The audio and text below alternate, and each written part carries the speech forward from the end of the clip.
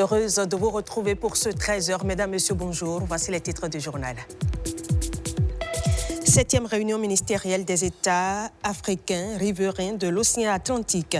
Cotonou accueille depuis ce matin l'événement, une rencontre qui vise à consolider un espace africain atlantique intègre, sûr et durable pour ses pays membres. Baccalauréat session de 2026, la session de remplacement a démarré ce matin à Cotonou. Centre unique de composition, c'est le CEG Saint-Rita qui accueille les candidats pour cette phase qui coïncide également avec les épreuves orales et sportives des candidats admis à la session normale.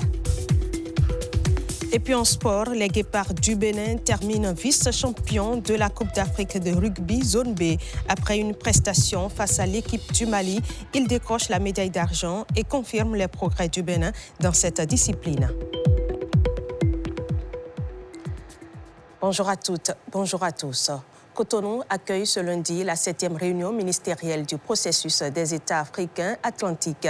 Après une journée de travaux préparatoires des experts hier dimanche, les ministres des États membres se penchent aujourd'hui sur les grandes priorités de la coopération atlantique africaine. Ils ambitionnent de consolider un espace africain atlantique plus sûr en ce qui concerne la sécurité maritime, les corridors logistiques verts et la transition énergétique. Les précisions dans ce reportage de Jennifer Sativi et de Gilda Savito. Ils sont au total 23 pays à avoir répondu présent à l'appel, celui d'une coopération plus forte et plus efficace. Les États africains riverains de l'océan Atlantique se donnent la main face aux défis de sécurité et de développement. Cette 7e réunion ministérielle du processus des États africains atlantiques constitue pour eux un creuset d'échange en ce qui concerne les prises de décision, mais également les actions. L'esprit même qui nous réunit dans ce processus des États africains atlantiques est la conscience active que les espaces maritimes sont, nonobstant les juridictions nationales, des biens ouverts à la circulation inoffensive. Leur instrumentalisation à des fins de coercition est une menace directe à la paix et à la prospérité de tous. Dans ce contexte particulier, notre processus prend tout son sens et place même l'Afrique à l'avant-garde du monde. L'Afrique atlantique ne peut rester spectatrice de crises qui affectent les routes maritimes dont dépend sa sécurité et sa stabilité économique. Initié en 2022 par le roi Mohamed VI du Maroc, le PEAA représente bien plus qu'une simple rencontre diplomatique. Il constitue également une opportunité de renforcer la coopération entre les États membres. Le Bénin connaît bien cette interdépendance. Pays côtier du golfe de Guinée et porte d'entrée d'accès vers l'intérieur du continent, il renforce la coordination de l'État en mer, modernise le port de Cotonou et poursuit la digitalisation de sa plateforme logistique. Notre ambition va toutefois au-delà du transit. Nous voulons que nos infrastructures soutiennent aussi la production, la transformation locale et également la valeur que nos économies créent. Un pas de plus est donc franchi par les États membres du PEAA dans la consolidation de cette vision commune, une dynamique qui favorisera un développement durable de l'espace atlantique africain. Coup d'envoi ce lundi de la session de remplacement du baccalauréat session 2026. C'est le CEG Saint-Rita de Cotonou Centre unique de composition qui accueille les candidats. Cette session de rattrapage prend en compte les élèves qui n'ont pas pu composer en juin dernier pour des raisons de force majeure. Et dans le même centre, les candidats admis à la session normale composent les épreuves sportives. Nos équipes se sont rendues sur place pour prendre le pouls de cette première matinée d'épreuve. Le point avec Estelle Pazou et Ramatou Lawani. Pour ces candidats, le chemin vers le baccalauréat 2026 aura joué les prolongations. Mais ce lundi matin, le compte à rebours est bel et bien lancé. Face aux premières épreuves, concentration, détermination et espoir de réussite sont au rendez-vous avec les conseils avisés de l'équipe d'encadrement. L'épreuve de français, apparemment, paraît longue, c'est l'épreuve, mais il faut absolument la lire de bout en bout. Les candidats composent dans plusieurs séries. Le CEG Saint-Rita est le centre unique retenu pour cette session de remplacement à l'échelle nationale. Ça se déroule normalement comme la session normale. Déjà, dès vendredi, on fait la première délibération. Et le même jour, on fait la deuxième délibération. Ils vont donner les résultats. Tous ceux qui sont admissibles et qui sont aptes, ils passent en même temps sur le terrain de sport. Et dès lundi, ils peuvent commencer par revenir pour retirer leur relevé de notes. Nous avons en tout 64 candidats répartis dans les séries A1, A2, B, C, D, F2 et F4. À quelques mètres, l'ambiance est moins studieuse, mais l'enjeu reste le même. Les candidats déclarés admissibles à la session normale se soumettent aux épreuves d'éducation physique et sportive. Ici, force et endurance sont leurs meilleurs atouts. Alors cette année, les activités qui ont été tirées au sort au bac sont la course de vitesse, 80 mètres pour les garçons, 60 mètres pour les filles. Et il y a la gymnastique au sol. Et enfin, nous avons le lancer de poids. La note 0 en EPS au bac est une note éliminatoire, au même titre que les autres matières. Et c'est pour ça que nous avons souvent invité les candidats à se prendre au sérieux. Épreuve écrite pour les uns, épreuve sportive pour les autres, mais un même objectif, décrocher le baccalauréat et rejoindre les rangs des nouveaux bacheliers du Bénin. Et après les candidats au baccalauréat qui bénéficient d'une nouvelle chance à travers cette session de remplacement, intéressons-nous à présent à un autre enjeu qui concerne toujours les jeunes, le harcèlement en milieu universitaire. Un phénomène qui continue de sévir dans ces lieux censés être des lieux d'apprentissage, d'épanouissement et de sécurité, ce qui compromet le parcours de nombreuses étudiantes. Quelles mesures le gouvernement met-il en œuvre pour éradiquer ce fléau? Reportage de Victorine Bondé. Pression, propos ou gestes à caractère sexuel imposé. Le harcèlement sexuel demeure encore une réalité préoccupante au Bénin. Chaque année, de nombreuses jeunes filles et femmes en sont victimes. C'est le cas de cette étudiante dont la vie a basculé en juillet 2025. Je me préparais pour les rattrapages du semestre 2 quand un numéro m'a écrit qu'il était prof de droit à l'UAC et il enseigne également à l'ENIAM. Que si je suis sage, qui pourra m'aider avec les études et tout, avec les épreuves. Il m'a demandé des photos de mes pièces, mon numéro matricule et une photo de moi que je lui ai envoyée. Il m'a demandé de lui envoyer une vidéo de mes fesses et je lui ai répondu non. Il a dit que si je ne lui envoyais pas, qu'il peut me nuire. Donc j'ai pris peur et je lui ai envoyé la vidéo. La situation a duré comme ça jusqu'à ce que mon père a découvert la situation et m'a aidé à porter plainte auprès de l'INF. Dans son cas, après les enquêtes, les faits n'impliquaient finalement pas un enseignant.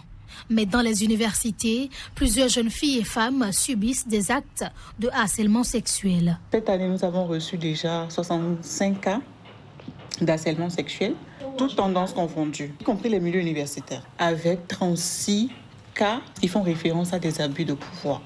Conscient de l'ampleur du phénomène, le gouvernement a installé des cellules genre dans toutes les universités publiques du pays pour lutter contre ce fléau. À l'université d'Abomey-Calavi, nous avons les points focaux de l'INF, les représentants de la cellule du ministère, l'observatoire genre. Donc, de part et d'autre, il y a des séances de sensibilisation qui sont organisées au sein de chaque entité et de façon périodique. Il y a une plateforme, les gens font les dénonciations. Pour dénoncer, il y a plusieurs manières. Elles nous contactent, il y a des boîtes de suggestions, il y a un numéro.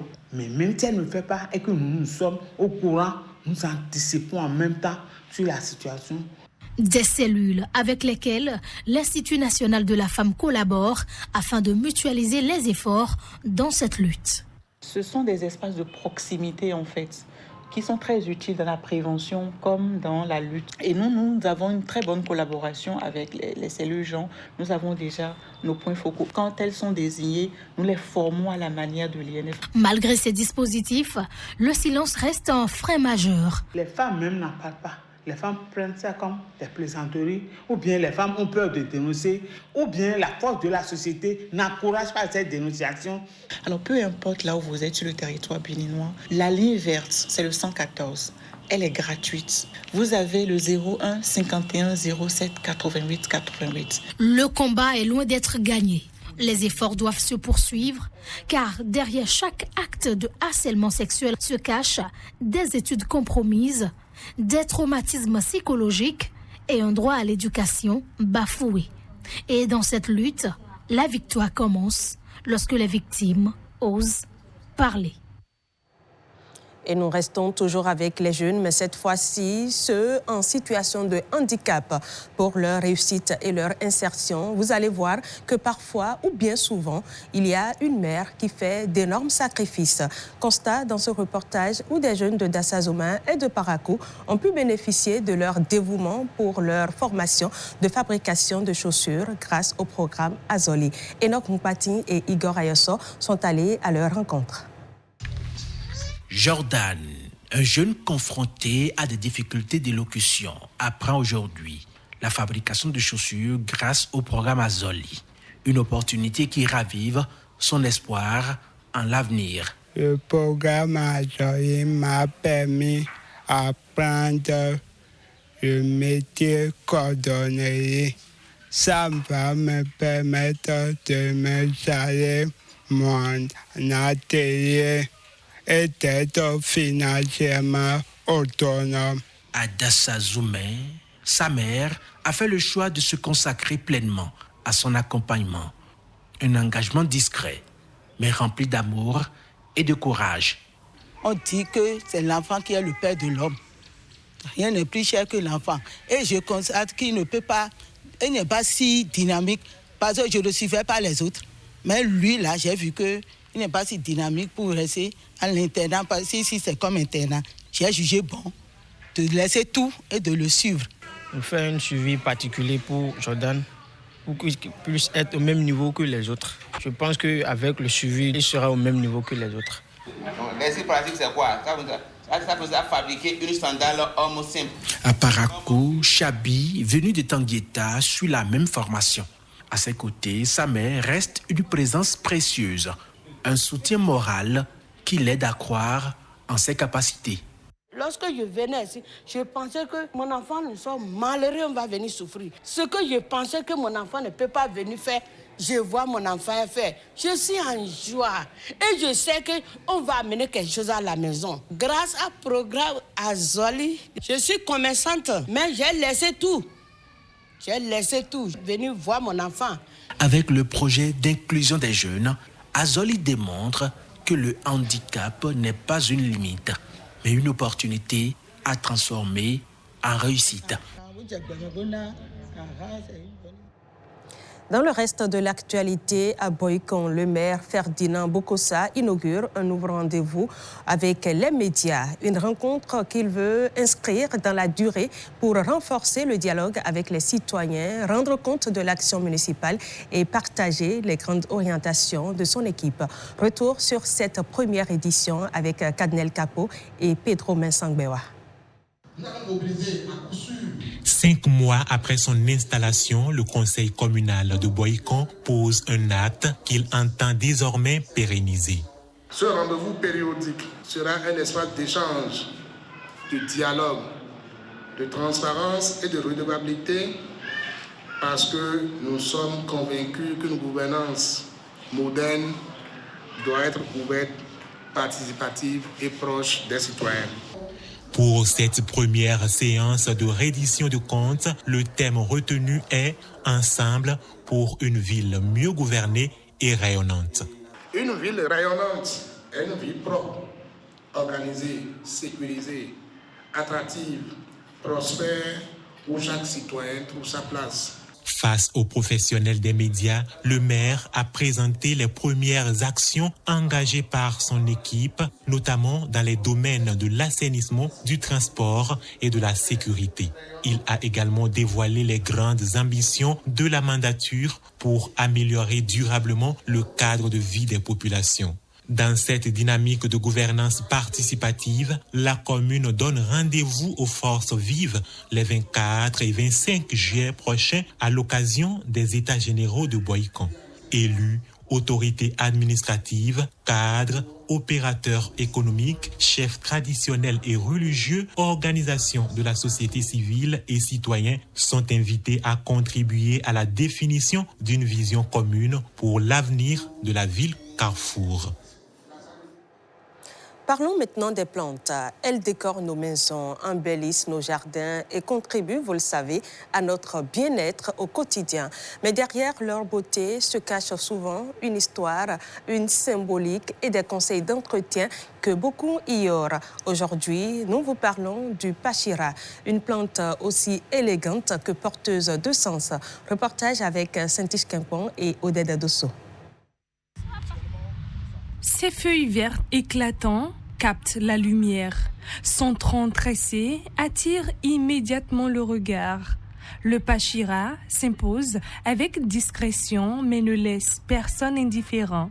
Originaire des régions tropicales d'Amérique centrale et d'Amérique du Sud, cette plante d'intérieur s'est invitée au fil des années dans les maisons, les bureaux et les jardins d'hiver. Au-delà de son aspect décoratif, elle est souvent associée à la prospérité et à la bonne fortune. Dans plusieurs cultures, le pachira est surnommé l'arbre à argent. Selon les recherches, les connaisseurs nous ont dit que c'est une plante qui attire les ondes de l'argent. Raison pour laquelle on lui dit aquema en fond. Aquema. En français, arbre à argent ou money tree. Robuste et peu exigeant, le pachira s'adapte facilement à son environnement.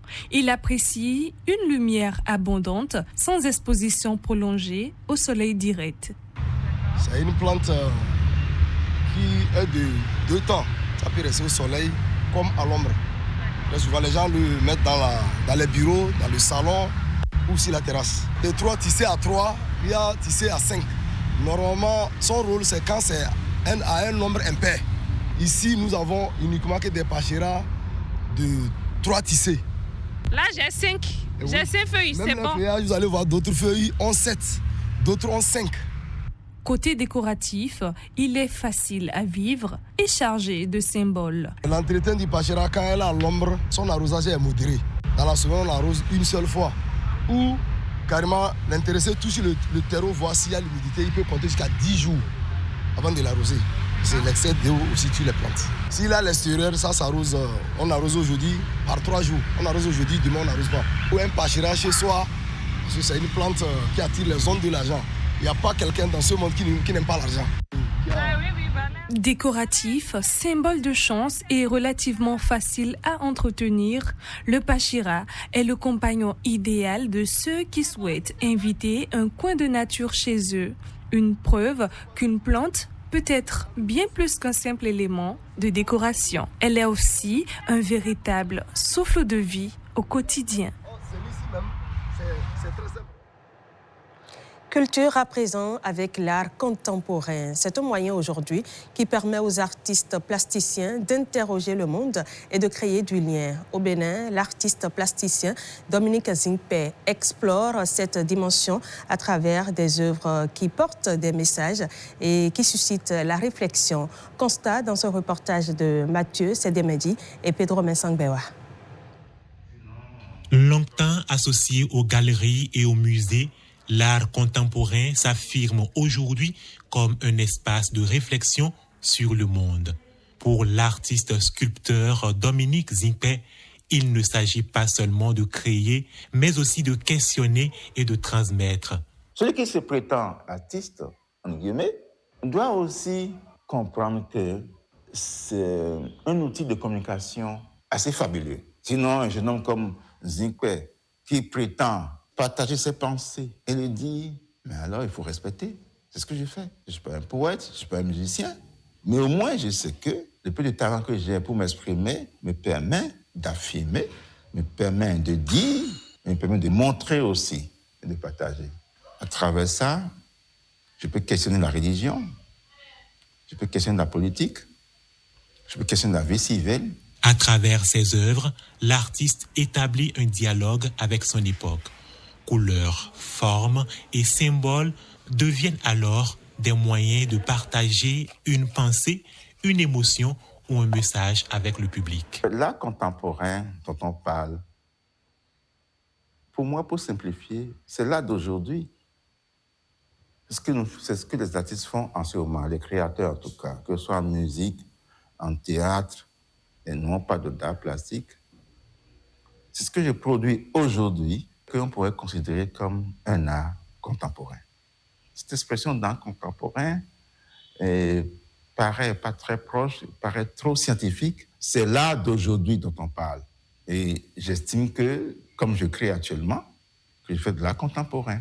Je ne suis pas en train de faire de l'art traditionnel. L'art populaire, on peut le faire si on a envie. Mais tout ce que j'ai là, c'est versé dans l'art contemporain. L'art contemporain se révèle être un langage à part entière, capable de rapprocher l'artiste de son public.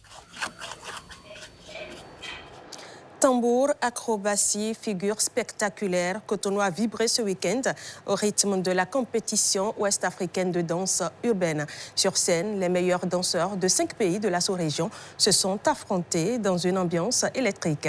Retour sur le film avec Rebecca Kenjahoundé et Élisée Degbeyan. Pour cette première manche, la règle est simple. 5 minutes de chorégraphie pour séduire le jury et décrocher sa qualification.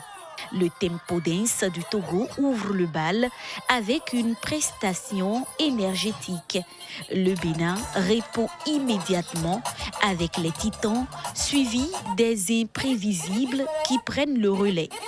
La Côte d'Ivoire entre ensuite dans l'arène avec les 3e prototypes, suivis des Bikazi qui défendent eux aussi les couleurs du Bénin. Le Nigeria fait monter la température. Le Ghana referme cette première salve avec une chorégraphie inspirée de Wakanda. Le jury rend son verdict. Les champions en titre de la CAN 2023 prennent les commandes du classement provisoire. Mais la compétition est loin d'avoir livré tous ses secrets. Place désormais au battle. Face à face, la scène se transforme en un véritable ring de danse. Plus de place à l'erreur, chaque équipe joue sa survie sous les regards attentifs du jury et d'un public totalement conquis. Premier duel, les 3e prototypes de Côte d'Ivoire affrontent les Titans du Bénin. Quelques minutes plus tard, le verdict tombe, les Ivoiriens décrochent leur qualification. Dans les gradins, le public béninois manifeste son désaccord. Pour vous, qui a gagné? C'est les Titans. Les Titans, même les Titans, on ne refuse pas, ils sont professionnels, mais ils ont mal fait le travail. Qu'à cela ne tienne, le tournoi poursuit néanmoins son cours. La grande finale oppose la Côte d'Ivoire au Nigeria. 3 rounds d'une intensité folle. Au terme d'un duel serré, l'Egoussi prend le dessus sur la Tiéké. Le Nigeria s'impose et décroche le trophée de cette 2e édition de la compétition ouest-africaine de danse urbaine. Les critères qui ont permis de décider, principalement nous avons l'originalité des différents groupes, la synchronisation, la gestion de l'espace scénique et l'énergie. Le Nigeria s'est imposé au terme de la compétition parce qu'ils ont une originalité indéniable, beaucoup d'énergie, n'en déplaise aux Ivoiriens, et leur synchronisation et esprit de groupe a l'emporté sur le reste. Née comme une compétition nationale, cette aventure a désormais pris une dimension régionale. Une initiative portée par l'association Be-Walkers en partenariat avec le Centre culturel chinois et l'ambassade de Chine au Bénin. Du sport dans ce 13h avec le championnat national scolaire qui fait son grand retour à Grand Popo. 5 ans après avoir accueilli cette vitrine du sport scolaire béninois, la cité balnéaire retrouve les couleurs d'une compétition qui célèbre à la fois l'excellence, le mérite et la relève sportive nationale. Le coup d'envoi officiel de la compétition a été donné par le ministre des Sports et de l'Engagement civique. Les précisions avec Koudous Abdoulaye, Igor Ayosso et Patrice Mouillet. 5 ans après, Grand Popo reprend le flambeau de l'organisation du championnat national scolaire. 1488 talents vont à la quête des places d'honneur dans 5 disciplines sportives. Il y a 5 ans, ici même, sur ce magnifique stade communal, la première édition fut lancée en 2021 avec un pari ambitieux.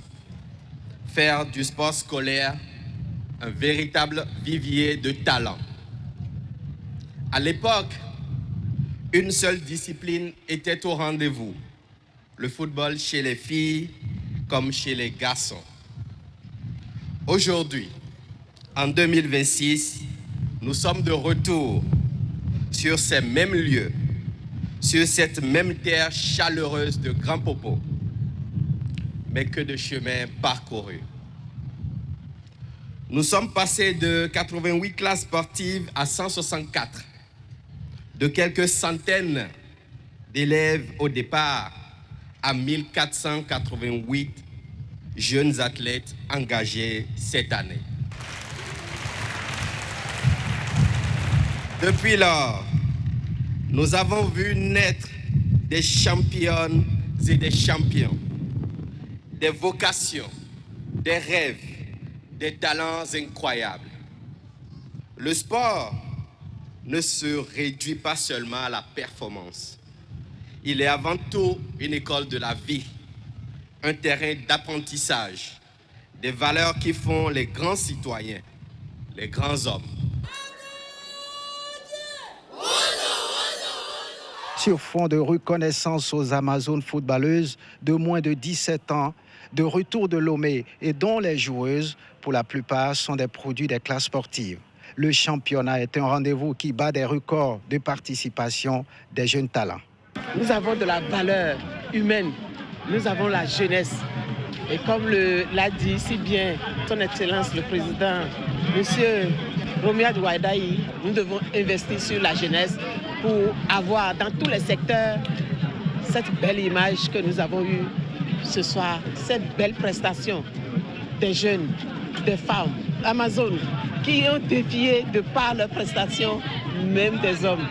Je suis très fière d'avoir assisté à ce lancement cet après-midi. Jeunesse en mouvement, héritage, excellence, citoyenneté, thème du tableau artistique, une ode de cette jeunesse désormais aux couleurs du capital humain béninois a révélé dans tous les domaines et pendant une semaine à Grand Popo.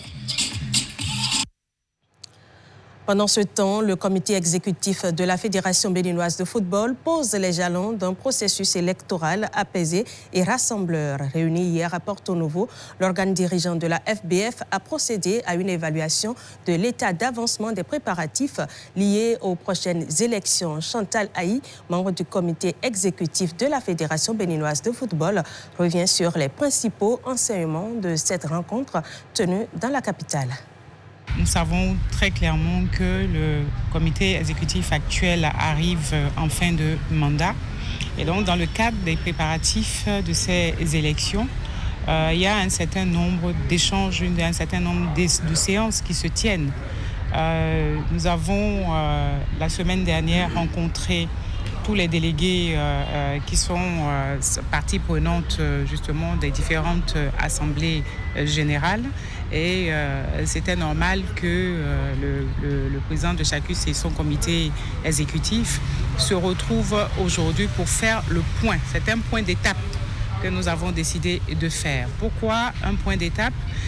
Il ne vous échappe pas que la commission électorale est déjà installée, le corps électoral déjà convoqué. Et donc, après tout ce déroulement, c'était bien normal que le président, ensemble avec les membres du comité exécutif, fasse ce point d'étape. Ce point d'étape qui tourne justement autour de l'organisation, la tenue et surtout la gestion dans une dynamique de continuité de ces élections-là et qui s'annoncent. Des élections que nous appelons de tous nos vœux, très consensuelles, parce que l'intérêt de notre pays tient à cœur au président de Chacus et à son comité exécutif, encore plus l'intérêt du football et encore plus les efforts que le gouvernement n'a de cesse de faire pour accompagner notre discipline qui nous amène à traiter justement la question avec tout le sérieux et toute la dextérité qui est reconnue au comité exécutif avec à sa tête le président de Chacus. Et en rugby, ils visaient le sacre, ils reviennent avec les honneurs. Les Guépards du Bénin terminent vice-champions de la Coupe d'Afrique de rugby zone B. Une campagne remarquable couronnée par une distinction individuelle de prestige pour Arnold Togboué. Reportage de Bernard Togboué et Blaise Adangbo. Le rêve du titre s'est envolé lors de la dernière journée face au Mali. Battus par le pays hôte, les Guépards n'en bouclent pas moins une campagne de haut niveau à la Coupe d'Afrique de rugby zone B. Avec 3 victoires en 4 rencontres, le Bénin décroche la médaille d'argent et confirme le progrès constant du rugby béninois sur la scène africaine. Ils sont vice-champions de l'édition 2026, les Guépards du Bénin.